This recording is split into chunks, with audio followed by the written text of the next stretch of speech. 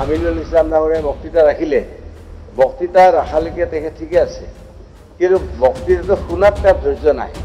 বিধানসভাত কাৰণ ইয়াত কথাখিনি কৈ টিভিৰ আগত হয় বিধানসভাত প্ৰশ্ন কৰি মন্ত্ৰীৰ উত্তৰ শুনিবলৈ সদনত উপস্থিত নাথাকিল AIUDFৰ বিধায়ক সদন এৰি কলৈ গ'ল ধিঙৰ বিধায়ক মন্ত্ৰীৰ উত্তৰ শুনিবলৈ কিয় সময় নহল আমিনুল ইছলামৰ মুছলমানে তেওঁলোকৰ ধৰ্মীয় সুবিধা এটা কিয় পাই থাকিব আমি বিজেপি থাকোঁতে এইটো পাব নিদিওঁ আৰু তেওঁলোকক যিমানেই আমি ডিষ্টাৰ্ব কৰিম তেওঁলোকৰ ধৰ্মীয় অধিকাৰৰ পৰা বঞ্চিত কৰিম সিমানেই আমি উগ্ৰ হিন্দুত্ববাদীৰ ভোট পাই যাম একমাত্ৰ তেওঁলোকে উগ্ৰ হিন্দুত্ববাদী চক্ৰটোক সন্তুষ্ট কৰাৰ কাৰণে এইটো বলপূৰ্বক কৰিছে যাতে আমাৰ মুছলমানসকলে এটা ধৰ্মীয় অধিকাৰৰ পৰা বঞ্চিত হয়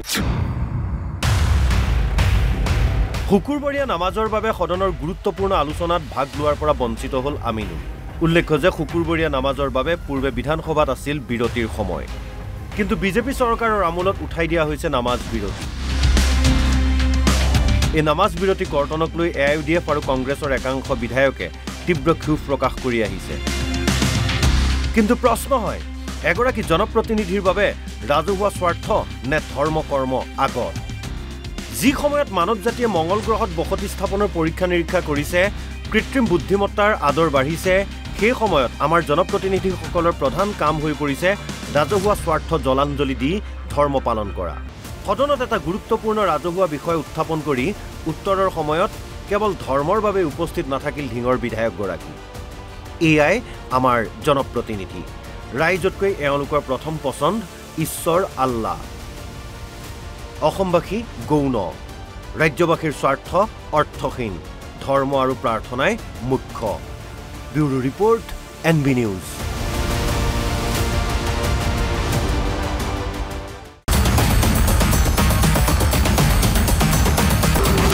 আমিনুল ইসলাম ডাঙৰে বক্তৃতা ৰাখিলে বক্তৃতা ৰাখালৈকে তেখেত ঠিকে আছে কিন্তু বক্তৃতাটো শুনাত তাৰ ধৈৰ্য নাই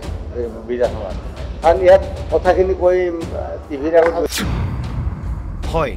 বিধানসভাত প্ৰশ্ন কৰি মন্ত্ৰীৰ উত্তৰ শুনিবলৈ সদনত উপস্থিত নাথাকিল AIUDFৰ বিধায়ক সদন এৰি কলৈ গ'ল ধিঙৰ বিধায়ক মন্ত্ৰীৰ উত্তৰ শুনিবলৈ কিয় সময় নহল আমিনুল ইছলামৰ মুছলমানে তেওঁলোকৰ ধৰ্মীয় সুবিধা এটা কিয় পাই থাকিব আমি বিজেপি থাকোঁতে এইটো পাব নিদিওঁ আৰু তেওঁলোকক যিমানেই আমি ডিষ্টাৰ্ব কৰিম তেওঁলোকৰ ধৰ্মীয় অধিকাৰৰ পৰা বঞ্চিত কৰিম সিমানেই আমি উগ্ৰ হিন্দুত্ববাদীৰ ভোট পাই যাম একমাত্ৰ তেওঁলোকে উগ্ৰ হিন্দুত্ববাদী চক্ৰটোক সন্তুষ্ট কৰাৰ কাৰণে এইটো বলপূৰ্বক কৰিছে যাতে আমাৰ মুছলমানসকলে এটা ধৰ্মীয় অধিকাৰৰ পৰা বঞ্চিত হয়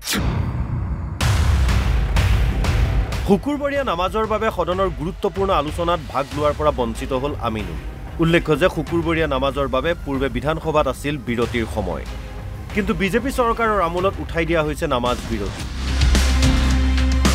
এই নামাজ বিৰতি কৰ্তনক লৈ AIUDF আৰু কংগ্ৰেছৰ একাংশ বিধায়কে তীব্ৰ ক্ষোভ প্ৰকাশ কৰি আহিছে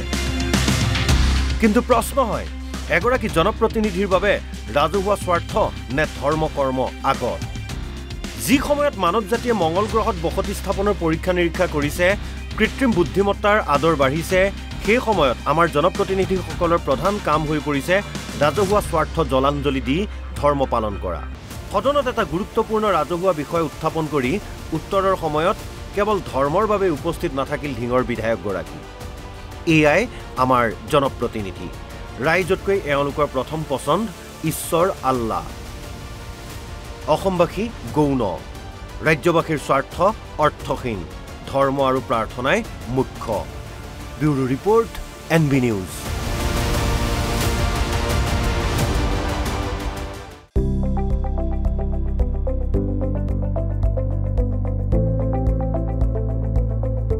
NB নিউজ সহজ সৰল ভাষাত নৱভাৰতৰ কথা